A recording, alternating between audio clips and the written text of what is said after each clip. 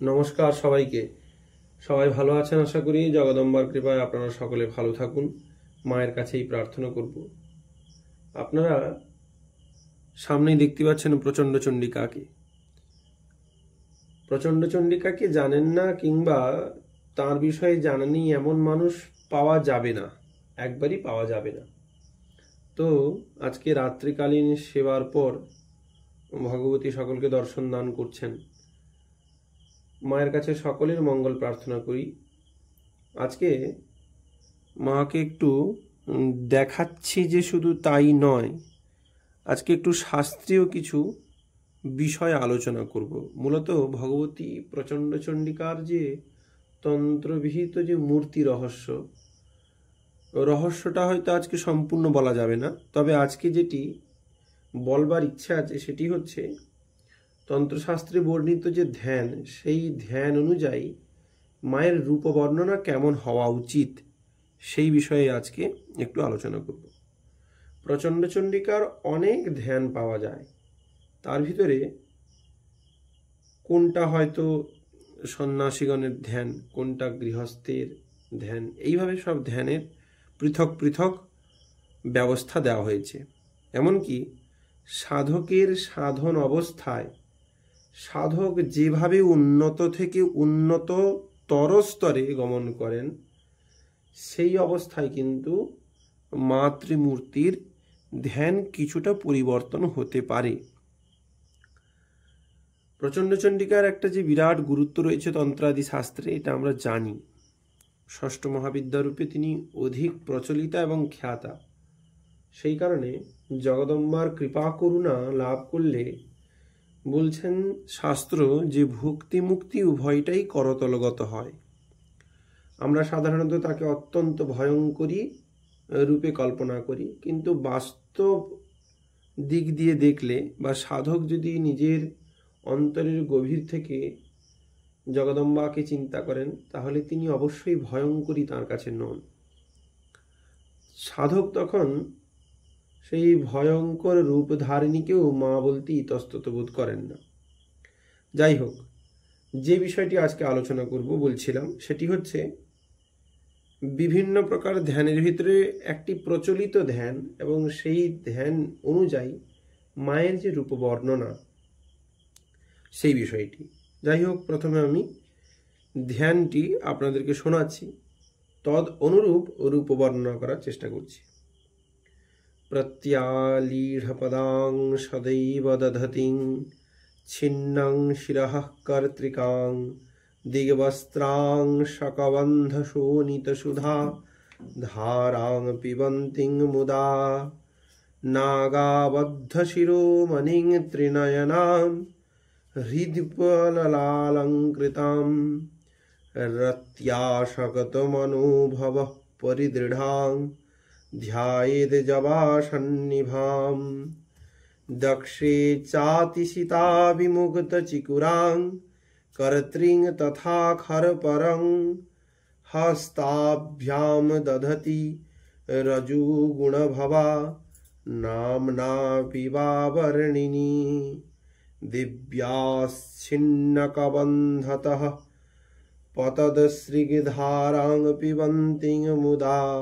नागाबध्यशिरोमणिर्मनुविद्या ध्येया सदा सासुरैः वामे कृष्णतनुस्तथैव दधति खड्गं तथा खरपरं प्रत्यालीढपदाङ्कबन्ध विगलद्रक्तं पिबन्तीं मुदा शैषाया प्रलये समस्तभुवनं भुक्तुं क्षमातामसि शक्ति सापि परात् परा भगवती নামনা পরা ডাকিনী। এই ধ্যান অনুযায়ী এই ধ্যানটি অধিকতর প্রচলিত। আরও একটি ধ্যান আছে, স্বনাভো নিরজং ধ্যায়েত শুদ্ধম বিকশিতস্মিতম। এটি আমার একবারে আনন্দদায়ক একটি ধ্যান, তবে আজকে আমি এই ছোট ধ্যান অনুযায়ী মাতৃমূর্তির বর্ণনার চেষ্টা করছি। প্রথমেই বলা হচ্ছে প্রত্যালীঢ়পদাম সদৈব দধতিম। প্রত্যালীঢ় অর্থাৎ দেবী হচ্ছেন প্রত্যালীঢ় পদা। প্রত্যালীঢ় কাকে বলে না তন্ত্রশাস্ত্রকার মূলত বৃহৎ তন্ত্রসারে খুব স্পষ্টভাবে লেখা হয়েছে আলীঢ় বামপাদস্তু প্রত্যালীঢ়স্তু দক্ষিণ। তাহলে দক্ষিণ পদ যার সামনে তিনি হচ্ছেন প্রত্যালীঢ়। আমরা দেখছি জগদম্বার বাম চরণটি পিছনে এবং দক্ষিণ চরণটি সামনে, সেই জন্য তিনি হচ্ছেন প্রত্যালীঢ়। কি করছেন না সদৈব দধতিম, ধরে আছেন সবসময় কি ছিন্নং শিরঃ কর্তৃকাং। সবগুলোই দ্বিতীয়ান্ত পদ করা হয়েছে। ছিন্ন শির অর্থাৎ তার সমস্তক তিনি ছিন্ন করে ধরে আছেন তার বাম হস্তে, এবং ধরে আছেন কি না কর্তৃকাং অর্থাৎ ছেদনকারী অস্ত্র বা খড়গ তিনি ধারণ করে আছেন। আর কি সকবন্ধ শোণিত সুধা ধারাং পিবন্তি মুধা। কবন্ধ অর্থাৎ ছিন্ন শির বহির্ভূত যে শরীর তাকেই কবন্ধ বলা হয়। কবন্ধ কথার অর্থই হচ্ছে যে বডির মস্তকটি ছেদন করা হয়েছে তাকেই কবন্ধ বলা হয়। সেই জন্য এই শরীরটিকে কবন্ধরূপ শাস্ত্র বলেছেন। কি না এই কবন্ধ হতে সকবন্ধ শোণিত, শোণিত অর্থাৎ হচ্ছে রক্ত, কি করছেন না পিবন্তিং মুদা তিনি পান করছেন। আর কি নাগাবদ্ধ শিরোমণিং ত্রিনয়নাম, তার মস্তকে নাগ বেষ্টিত। এই যে আমরা দেখতে পাচ্ছি যে তার মস্তকটিতে একটি নাগ রয়েছে শিরোমণিম। আর কি বলছেন ত্রিনয়নাম, মহামায়া তিনটি নেত্রযুক্ত। আর কি বলছেন সিদ্যুত পলালঙ্কৃতাম রত্যাসক্ত মনোভব পরিদৃঢ়াম ধ্যায়েদ জবাসন্নিভম।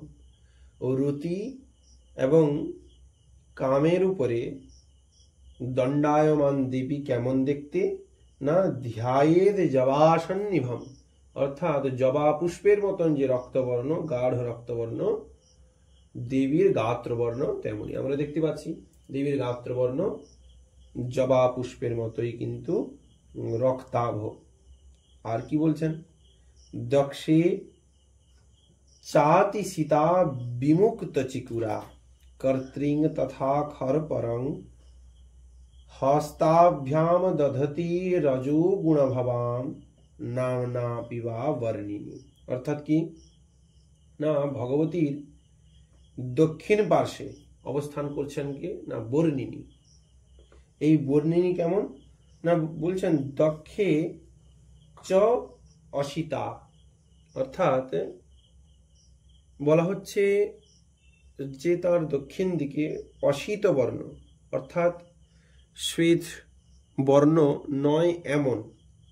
আবার একটি ধ্যানে বলা হচ্ছে যে তিনি হচ্ছেন, যদি আমরা সনাভ নিরজং ধ্যায়েত এই ধ্যানটিতে দেখি তাহলে সেখানে বলা হচ্ছে যে বর্ণিনী লোহিতাম সৌম্যম অর্থাৎ তিনি হচ্ছেন রক্তবর্ণ।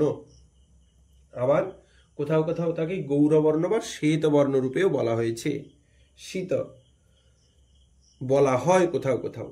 তাহলে তিনি কেমন না বিমুক্ত চিকুরা এবং কি কর্তৃং তথা খরপর, এক হাতে কর্তৃ ধরেছেন এবং এক হাতে খরপর ধারণ করেছেন।